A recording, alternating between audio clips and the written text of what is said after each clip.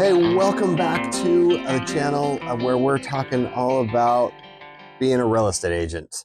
And so the first video, we talked about the why. Why do you want to be a real estate agent? Here it is, number two. You've decided to become a real estate agent, and now you need to get started, right? There's a few things that many people may consider as part of getting started. And I'm briefly going to cover those in this video, but we're also going to maybe have some longer videos on each of these topics. But at the same time, these videos aren't going to be the end all be all, and every state is a little different in what's going to be required. But a lot of things are going to be similar across every state. The first thing, number one, that you got to do is budget. That's right. Yes, you need to budget. All right. Being a real estate agent costs money annually, and there's semi-annually, there's monthly, there's one-time fees, right? And also it's a commission-based career job. And so you don't get paid every week. You don't get paid bi-weekly. You only get paid when you close a sale. And once you get somebody under contract, it can take 30 to 45 days before the sale closes, and then you actually get paid. And so when you really stop to think about it, though, if you find somebody who wants to buy a house, maybe it takes you 30 days to help them find a house, then 30 to 45 days for them to close on the house. I mean, you could be looking at 60 to 90 days from the first time that you get a client till you actually get a check. And that's in a best case scenario. I mean, well, a real best case scenario is your first day out on an open house, you get a cash buyer who wants to buy that house, and they close in 2 weeks. That would be your best case scenario. Pretty rare though, okay? Pretty rare, so I wouldn't count on that. And so you need to be budgeting, right? You need both your startup expenses, but you also need living expenses, right? And so now some people may be thinking about having a job while they get their license to get things started, and I'll cover that more in another video, more specifically about those types of things. But right now, though, we want to talk about getting your license.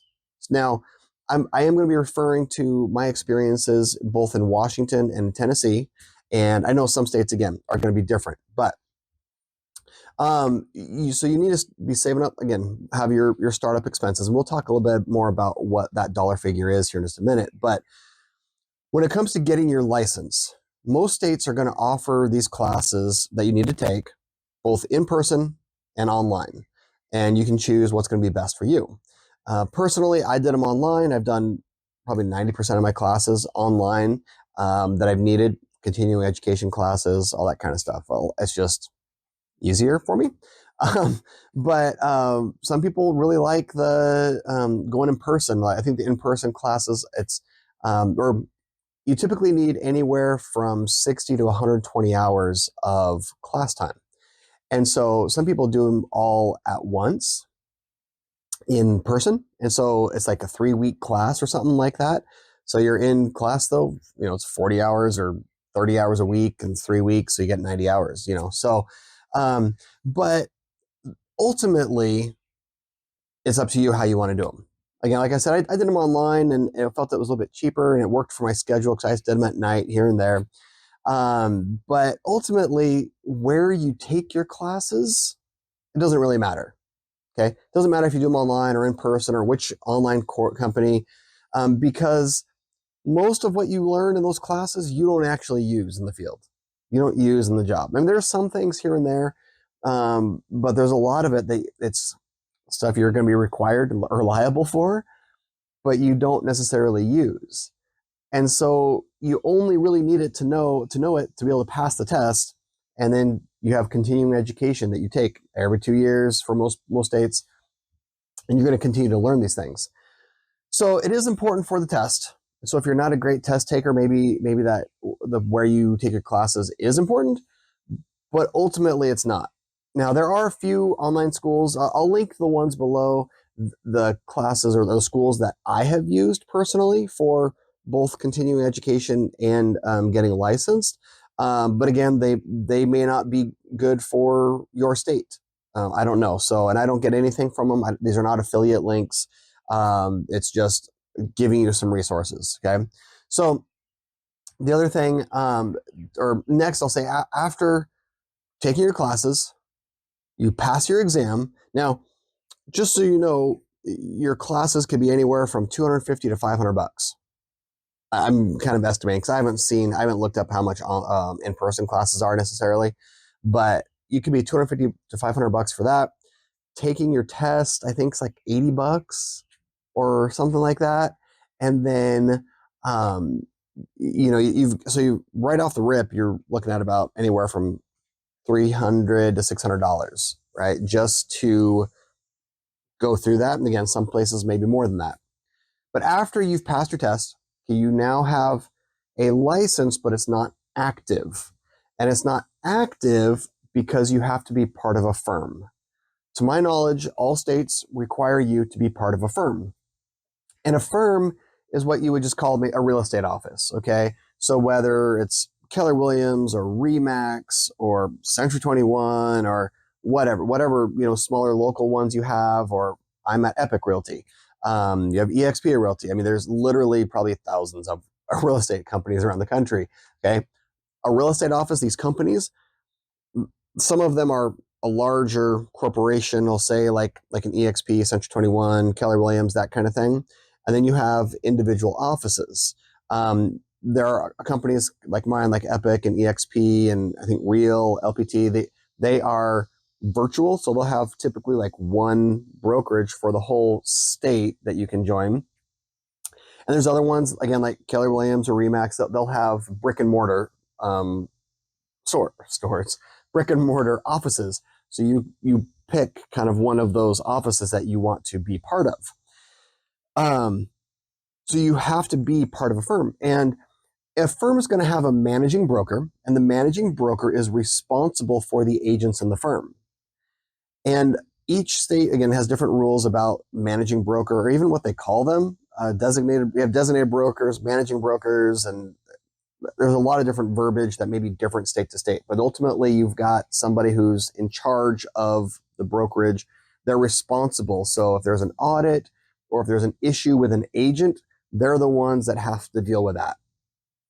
But typically, a managing broker, at least in Washington and Tennessee, two places that I've been licensed, to be a managing broker, you have to have had your license for 3 years. And this was at the time of recording. Okay, so I know laws and rules can change. You have to have your license active for 3 years, and you have to take more classes and pass another test.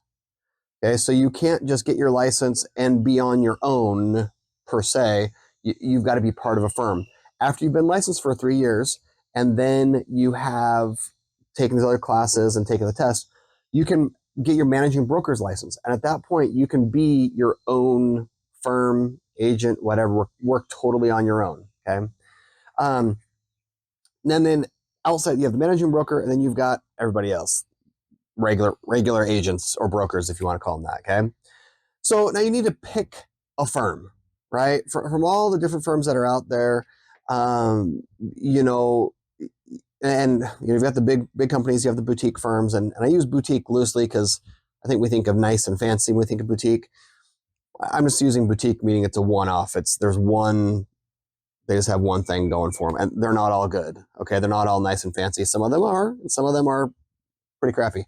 In terms of the support they give or the way they do their work. Anyways, but point being, you have a ton of them out there, right? How in the world do you choose which firm, right? The bigger scope of how to choose a firm, I'm going to do in another video because I think there's a lot to break down in what you're looking for in that way. But as far as getting started in real estate, you have to get licensed, pick a firm, and now get into business, right? How in the world do we get business as a new agent? How do we do that as an old agent? Maybe you've been around and you're struggling or whatever. If you've never had consistency, or maybe how do you get business if you're in a new market? Maybe you've moved and you've been an agent for a while. Now you're in a new market and you're struggling with some things. Okay. There's all kinds of activities that you can be doing to get business, right? From cold calling to open houses, online ads, free social media stuff, mail campaigns, door knocking, calling your sphere, your friends, people that you know. The key thing to know about this is that it's proactive. You have to be doing things to get business. You don't just get your license and sign up with a firm and then show up at the office and all of a sudden somebody calls you, especially these days. Now, I have gotten a couple office leads that actually closed. Okay. A couple in the 6 years that I was at one office that had a brick and mortar. I think I had 2 in 6 years. Okay. So it's possible. Can't say it's a whole lot necessarily, but I'm making more videos on getting business and kind of breaking down some of these things just so you can have an idea of what's going on. But there's also tons of videos. If you want to know about door knocking or calling for sell by owners or calling expireds, whatever, you just put that in the YouTube search. There's going to be tons of videos, and I don't really need to go into great depth in all of those things, but I will cover it a bit, and share some of my own experiences. But the thing you need to understand is it's proactive. You need to be out there getting business, and there's a lot of different ways that you can do that. So, and I'm definitely going to have a different perspective on some of these things than other people on YouTube, because ultimately I'm not selling anything. I'm not selling you coaching. I mean, there's one person in particular that does some door knocking, had great success with door knocking, and has coached other people in door knocking, and they're having great success, which is awesome. But all the videos he shares is like 6 minutes long. He doesn't really tell you anything except sign up for his coaching. And I'm like, I'm not that guy. So anyway, I'm simply going to share my experiences, those that are good, those that are less than ideal, all of them are learning experiences. And so that's basically it. To get started, you need to pay for your online classes or your in-person classes and go take them, get them all done. And then you got to take the test, pass it. The national, I believe both national and states typically are 80, you got to pass with an 80% or better. But they don't tell you what your passing score was. So you just know if you pass, fail. And so, but then you pick a firm and then you get cracking with some business. That's it. So that's how you get started. But anyway, we'll talk more about picking a firm and some of the business aspects here in some other videos. I hope this has helped you though in your real estate planning process. If you have any specific questions, feel free to comment, and I'll do my best to include answers to those in the future videos. And sorry, my recap, I realized I forgot about budgeting. You do need to budget up front. Part of your budgeting, watch in the next video, because we're going to talk about what it costs to be at a firm and some of those kinds of things. And so part of your budgeting you need to be maybe consider a little bit of the firm that you are looking at. But I should be able to give you some good ideas in that video. So looking forward to sharing with you again. And again, I hope this helps, and I'm looking forward to seeing you in the next video. Have a good day.